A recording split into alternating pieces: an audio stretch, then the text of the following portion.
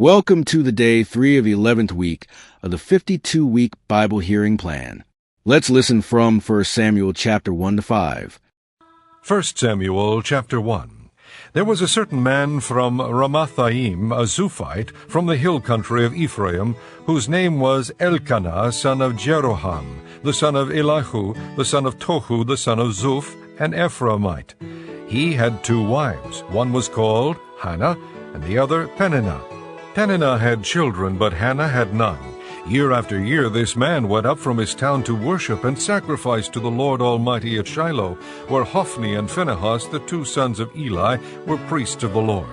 Whenever the day came for Elkanah to sacrifice, he would give portions of the meat to his wife Peninnah and to all her sons and daughters. But to Hannah he gave a double portion because he loved her, and the Lord had closed her womb.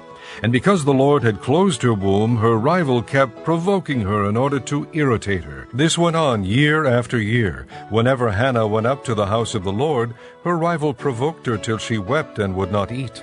Elkanah, her husband, would say to her, "Hannah, why are you weeping? Why don't you eat? Why are you downhearted? Don't I mean more to you than 10 sons?" Once when they had finished eating and drinking in Shiloh, Hannah stood up.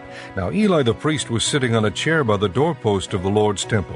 In bitterness of soul, Hannah wept much, and prayed to the Lord, and she made a vow, saying, "O Lord Almighty, if you will only look upon your servant's misery and remember me, and not forget your servant, but give her a son, then I will give him to the Lord for all the days of his life, and no razor will ever be used on his head." As she kept on praying to the Lord, Eli observed her mouth. Hannah was praying in her heart, and her lips were moving, but her voice was not heard. Eli thought she was drunk, and said to her, "How long will you keep on getting drunk? Get rid of your wine." "Not so, my lord," Hannah replied. "I am a woman who is deeply troubled. I've not been drinking wine or beer. I was pouring out my soul to the Lord. Do not take your servant for a wicked woman. I've been praying here out of my great anguish and grief." Eli answered, "Go in peace, and may the God of Israel grant you what you have asked of him." She said, "May your servant find favor in your eyes." Then she went her way and ate something, and her face was no longer downcast. Early the next morning they arose and worshipped before the Lord, and then went back to their home at Ramah. Elkanah lay with Hannah his wife, and the Lord remembered her. So in the course of time Hannah conceived and gave birth to a son. She named him Samuel, saying, "Because I asked the Lord for him."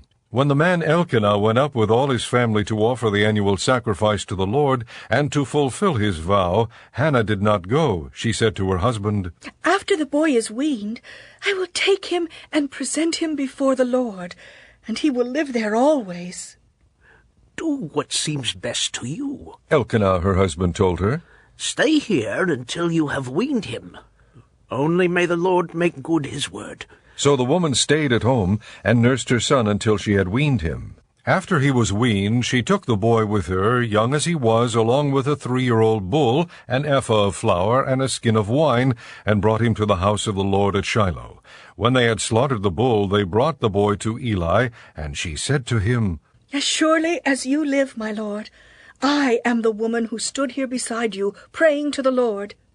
I prayed for this child, and the Lord has granted me what I asked of him. So now I give him to the Lord. For his whole life he will be given over to the Lord." And he worshipped the Lord there. Chapter 2. Then Hannah prayed and said, "My heart rejoices in the Lord. In the Lord my horn is lifted high. My mouth boasts over my enemies, for I delight in your deliverance. There is no one holy like the Lord. There is no one besides you. There is no rock like our God. Do not keep talking so proudly, or let your mouth speak such arrogance, for the Lord is a God who knows, and by him deeds are weighed. The bows of the warriors are broken, but those who stumbled are armed with strength. Those who were full hire themselves out for food, but those who were hungry hunger no more. She who was barren has borne 7 children, but she who has had many sons pines away. The Lord brings death and makes alive. He brings down to the grave and raises up. The Lord sends poverty and wealth. He humbles and he exalts. He raises the poor from the dust and lifts the needy from the ash heap. He seats them with princes and has them inherit a throne of honor. For the foundations of the earth are the Lord's. Upon them he has set the world. He will guard the feet of his saints, but the wicked will be silenced in darkness. It is not by strength that one prevails. Those who oppose the Lord will be shattered. He will thunder against them from heaven. The Lord will judge the ends of the earth. He will give strength to his king and exalt the horn of his anointed. Then Elkanah went home to Ramah, but the boy ministered before the Lord under Eli the priest. Eli's sons were wicked men. They had no regard for the Lord. Now it was the practice of the priests with the people that whenever anyone offered a sacrifice, and while the meat was being boiled, the servant of the priest would come with a three-pronged fork in his hand. He would plunge it into the pan or kettle or cauldron or pot, and the priest would take for himself whatever the fork brought up. This is how they treated all the Israelites who came to Shiloh. But even before the fat was burned, the servant of the priest would come and say to the man who was sacrificing, "Give the priest some meat to roast. He won't accept boiled meat from you, but only raw." If the man said to him, "Let the fat be burned up first, and then take whatever you want," the servant would then answer, "No, hand it over now. If you don't, I'll take it by force." This sin of the young men was very great in the Lord's sight, for they were treating the Lord's offering with contempt. But Samuel was ministering before the Lord, a boy wearing a linen ephod. Each year his mother made him a little robe and took it to him when she went up with her husband to offer the annual sacrifice. Eli would bless Elkanah and his wife, saying, "May the Lord give you children by this woman to take the place of the one she prayed for and gave to the Lord." Then they would go home, and the Lord was gracious to Hannah. She conceived and gave birth to 3 sons and 2 daughters. Meanwhile the boy Samuel grew up in the presence of the Lord. Now Eli, who was very old, heard about everything his sons were doing to all Israel, and how they slept with the women who served at the entrance to the tent of meeting. So he said to them, "Why do you do such things? I hear from all the people about these wicked deeds of yours. No, my sons, it is not a good report that I hear spreading among the Lord's people. If a man sins against another man, God may mediate for him. But if a man sins against the Lord, who will intercede for him?" His sons, however, did not listen to their father's rebuke, for it was the Lord's will to put them to death. And the boy Samuel continued to grow in stature and in favor with the Lord and with men. Now a man of God came to Eli and said to him, "This is what the Lord says. Did I not clearly reveal myself to your father's house when they were in Egypt under Pharaoh? I chose your father out of all the tribes of Israel to be my priest, to go up to my altar to burn incense and to wear an ephod in my presence. I also gave your father's house all the offerings made with fire by the Israelites. Why do you scorn my sacrifice and offering that I prescribed for my dwelling? Why do you honor your sons more than me by fattening yourselves on the choice parts of every offering made by my people Israel? Therefore the Lord, the God of Israel, declares, I promised that your house and your father's house would minister before me forever. But now the Lord declares, Far be it from me. Those who honor me I will honor, but those who despise me will be disdained. The time is coming when I will cut short your strength and the strength of your father's house, so that there will not be an old man in your family line, and you will see distress in my dwelling. Although good will be done to Israel in your family line, there will never be an old man. Every one of you that I do not cut off from my altar will be spared only to blind your eyes with tears and to grieve your heart, and all your descendants will die in the prime of life. And what happens to your 2 sons, Hophni and Phinehas, will be a sign to you. They will both die on the same day. I will raise up for myself a faithful priest, who will do according to what is in my heart and mind. I will firmly establish his house, and he will minister before my anointed one always. Then everyone left in your family line will come and bow down before him for a piece of silver and a crust of bread, and plead, appoint me to some priestly office, so I can have food to eat. Chapter 3. The boy Samuel ministered before the Lord under Eli. In those days the word of the Lord was rare. There were not many visions. One night Eli, whose eyes were becoming so weak that he could barely see, was lying down in his usual place. The lamp of God had not yet gone out, and Samuel was lying down in the temple of the Lord, where the ark of God was. Then the Lord called to Samuel. Samuel answered, Here I am. And he ran to Eli and said, Here I am. You called me. But Eli said, I did not call.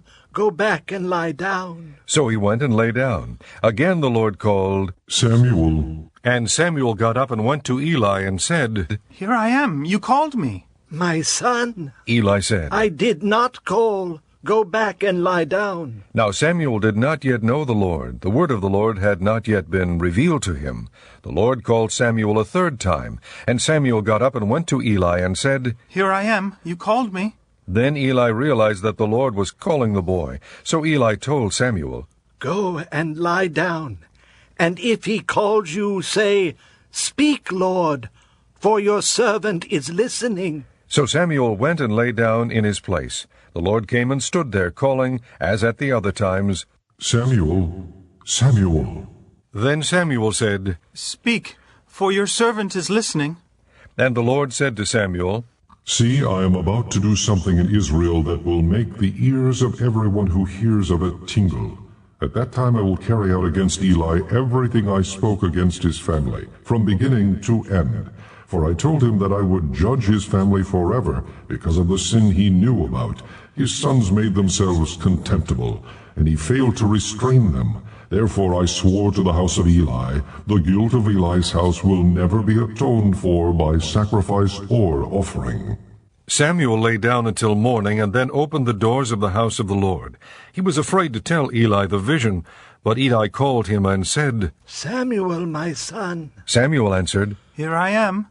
What was it he said to you? Eli asked, Do not hide it from me. May God deal with you, be it ever so severely, if you hide from me anything he told you. So Samuel told him everything, hiding nothing from him. Then Eli said, He is the Lord. Let him do what is good in his eyes. The Lord was with Samuel as he grew up, and he let none of his words fall to the ground. And all Israel from Dan to Beersheba recognized that Samuel was attested as a prophet of the Lord. The Lord continued to appear at Shiloh, and there he revealed himself to Samuel through his word. Chapter 4. And Samuel's word came to all Israel. Now the Israelites went out to fight against the Philistines. The Israelites camped at Ebenezer, and the Philistines at Aphek. The Philistines deployed their forces to meet Israel, and as the battle spread, Israel was defeated by the Philistines, who killed about 4,000 of them on the battlefield. When the soldiers returned to camp, the elders of Israel asked, Why did the Lord bring defeat upon us today before the Philistines? Let us bring the ark of the Lord's covenant from Shiloh, so that it may go with us and save us from the hand of our enemies. So the people sent men to Shiloh, and they brought back the ark of the covenant of the Lord Almighty, who is enthroned between the cherubim. And Eli's 2 sons, Hophni and Phinehas, were there with the ark of the covenant of God. When the ark of the Lord's covenant came into the camp, all Israel raised such a great shout that the ground shook. Hearing the uproar, the Philistines asked, What's all this shouting in the Hebrew camp? When they learned that the ark of the Lord had come into the camp, the Philistines were afraid. A god has come into the camp. They said, We're in trouble. Nothing like this has happened before. Woe to us! Who will deliver us from the hand of these mighty gods? They are the gods who struck the Egyptians with all kinds of plagues in the desert. Be strong, Philistines, be men, or you will be subject to the Hebrews as they have been to you. Be men and fight! So the Philistines fought, and the Israelites were defeated, and every man fled to his tent. The slaughter was very great. Israel lost 30,000 foot soldiers. The ark of God was captured, and Eli's 2 sons, Hophni and Phinehas, died.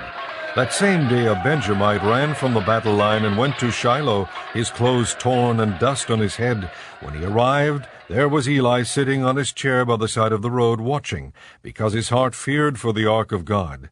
When the man entered the town and told what had happened, the whole town sent up a cry. Eli heard the outcry and asked, "What is the meaning of this uproar?"